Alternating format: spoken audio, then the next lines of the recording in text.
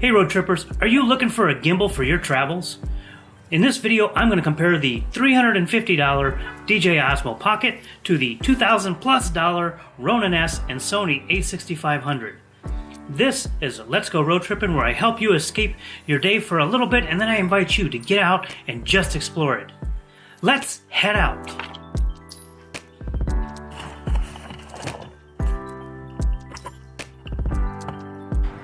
That is so much nicer to be outside. It is a beautiful day out there, and this is probably even too much. So really quick, I want to let you guys know that both of the firmware on both devices are completely up to date as of April 6th, 2019, and the only accessories I'm really using is an ND filter for the Pocket, and I've got a cable that connects the a6500 to the Ronin, so I can actually use the camera better. But let's start out with the obvious comparison, the size and weight. The Ronin and Sony are much bigger and heavier than the Osmo Pocket, and the Osmo Pocket really does fit in your pocket. I love the Osmo because it's so easy and quick to use and so easy to set up, which brings us to the next one, the setup. Setting up the Ronin and Sony takes some time and practice to get it right. It has gotten easier the more I do it, but the Osmo Pocket, well, you just turn it on. And obviously, if you're looking for compact and easy to use, the Osmo Pocket is the best one to go for. However, there is a lot more than that. Both being DJI products, they both work very well with pretty much any modern cell phone, and they all have about the same programmable modes that you can use for each one. However, there's a couple of standouts that I have noticed, and here they are. Tracking. The Pocket does it very well. The Ronin can't even do it. It's just not possible because it does not actually get any video input from the cameras.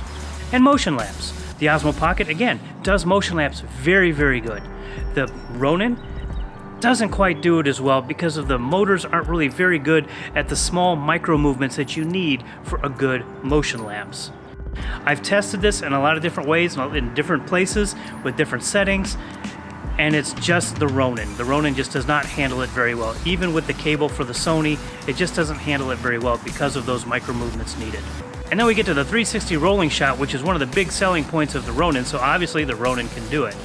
I don't use it very much because normally my microphone gets in the way. I can take off the microphone and do it just fine. I played around with it, but you really need to have a purpose for that specific thing. And well, the DJI Osmo Pocket can't do it. So at this point you might be yelling, why don't you just get rid of the Ronin since you love the Osmo Pocket so much? Well, the Osmo Pocket does have its weaknesses, and the first one is battery life. The battery lasts only a couple of hours, and sure, you can recharge it with a portable battery, but the Ronin-S lasts 8+ hours, and I have yet to even get it down to close to dead. And you may have seen where I actually had to plug in that charger was on the bottom, which brings us to the next one, design.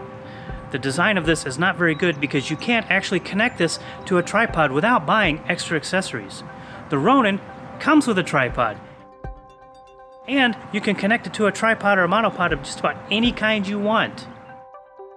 And after the design, there is connectivity. The connection to the phones with the Osmo Pocket can be a bit flimsy. This is connected to my Note 9. I have to be very careful with that. Also, you need to buy another accessory to be wireless with the Pocket.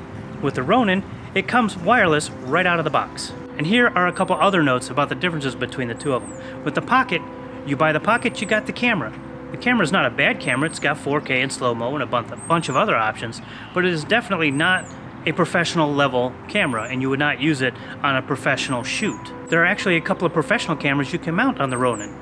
Not that I have one. And the microphone on the Pocket, it sounds really good until you accidentally and easily cover it up with your hand while you're holding it and shooting video of yourself. Which has happened to me, and you've probably heard it in some of my older videos.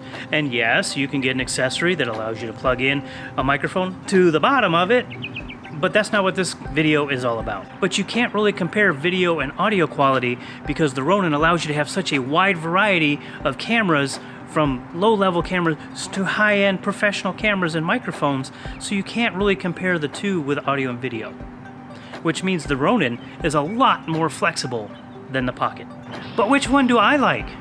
Well, I like both of them. I like the Pocket because I can throw it in my pocket and have it with me all the time, which I do, and I can use it quick and easy to vlog anytime I want. I like the Ronin with the Sony because I take that on my professional shoots. And it comes out with really, really good quality. If you're looking for something simple and easy to use, the Pocket is the way to go for you. If you're looking for clients and you want to have and charge money for your video work, you're going to want to get the Ronin or anything compatible with the Ronin. And you don't even have to get a Ronin. You can get any gimbal within that price range because there are so many good ones. Leave a comment if you use something different or if you use the Ronin or the Pocket, and tell me what you think about it, what you like and what you don't like about your gimbal. This is not my normal subject matter on this channel. But if you're new here, go ahead and check out some of my other videos and consider subscribing. There are also some other videos here on the screen that you can check out that YouTube thinks you're going to like. If you like this video, go ahead and run over that like button. Follow us on Twitter and Instagram. And now it's your turn to grab a friend, get outside, and just explore it. From your local neighborhood to the entire world. Just explore it. Until next time, safe travels.